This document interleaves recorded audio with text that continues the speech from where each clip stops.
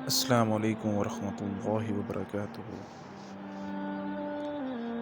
جیسا کہ آپ سب احباب کو معلوم ہے کہ آج پاکستان سمیت دنیا بھر میں سورج گرہن کو دیکھا جائے گا۔ سورج گرہن بنیادی طور پر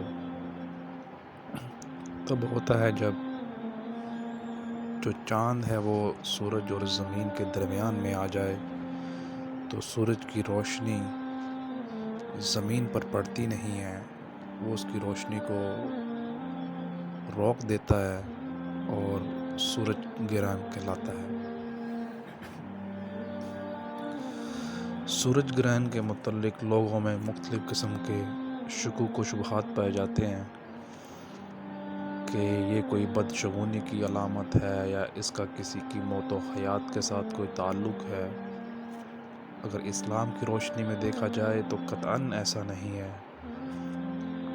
رسول اللہ صلی اللہ علیہ وآلہ وسلم کے دور میں جب ان کے بیٹے ابراہیم کا انتقال ہوا تو لوگوں نے یہ سمجھا کہ یہ جو سورج گرہن ہوا ہے وہ ابراہیم کے انتقال کی وجہ سے ہوا ہے۔ اس وقت سورج گرہن لگا ہوا تھا، تو آپ صلی اللہ علیہ وآلہ وسلم نے فرمایا اس کا کسی کی موت و حیات کے ساتھ کوئی تعلق نہیں ہے، بلکہ یہ تو اللہ کی نشانیوں میں سے ایک نشانی ہے۔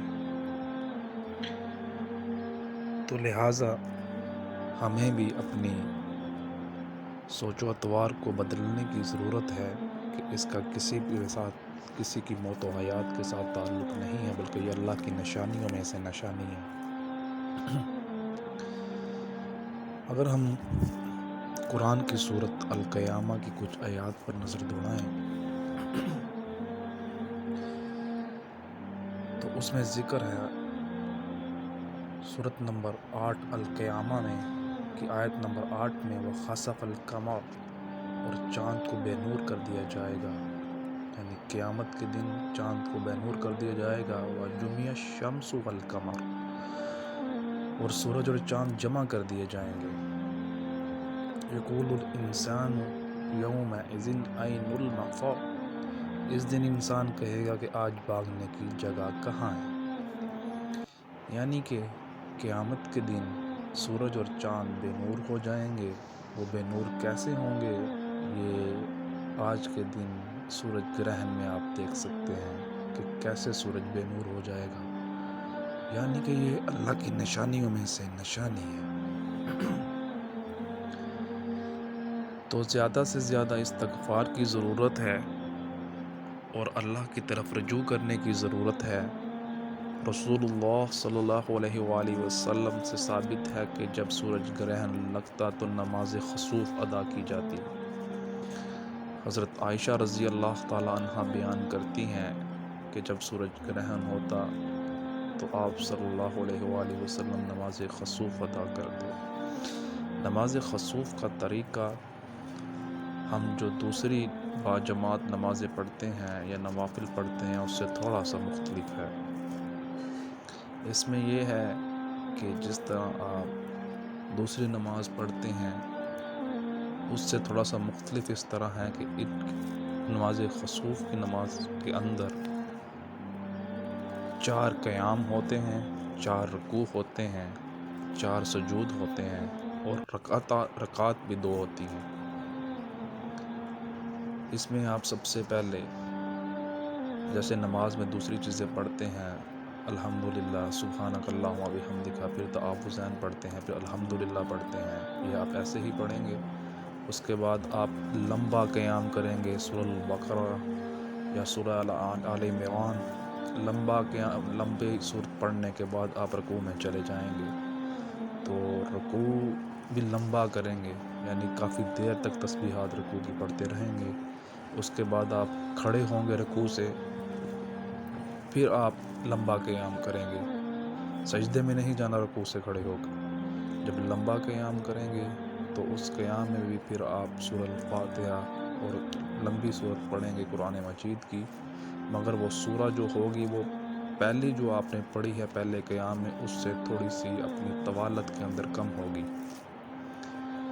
اور اس طرح پھر آپ دوسرا رکوع کریں گے. دوسرا رکوع بھی پہلے رکوع کی نسبت طوالت میں تھوڑا سا کم ہوگا.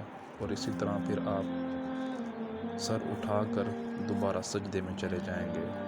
لمبا سجدہ کریں گے, 2 سجدوں کے درمیان توقف کریں گے, اور توقف کے اندر بھی اللہم اغفر لی, اللہم اغفر لی, ربی اغفر لی, ربی اغفر لی, یہ پڑھیں گے.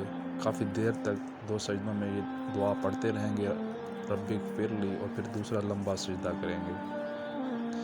اسی طرح ہی آپ اگلی رکعت کے لیے کھڑے ہوں گے, اس کے اندر بھی آپ 2 رکوع اور 2 قیام کریں گے اور 2 سجدے کریں گے, مگر ان کی طوالت پہلی رکعت کے قیام, رکوع اور سجود سے تھوڑی سی کم ہوگی.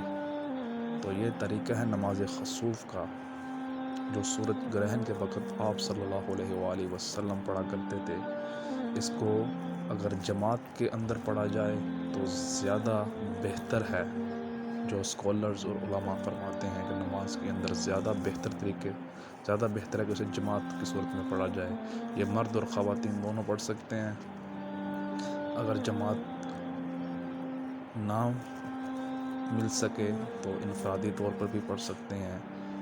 تو میری سب سے گزارش ہے کہ اللہ تعالیٰ آپ کو اور مجھے بھی نماز خسوف عطا کرنے کی توفیق عطا فرمائے, اور اللہ کی نشانی کو دیکھتے ہوئے اپنے اندر ڈر, آخرت کا یقین اور اللہ کی طرف رجوع کرنے والا, گناہوں سے بچنے والا بنائے.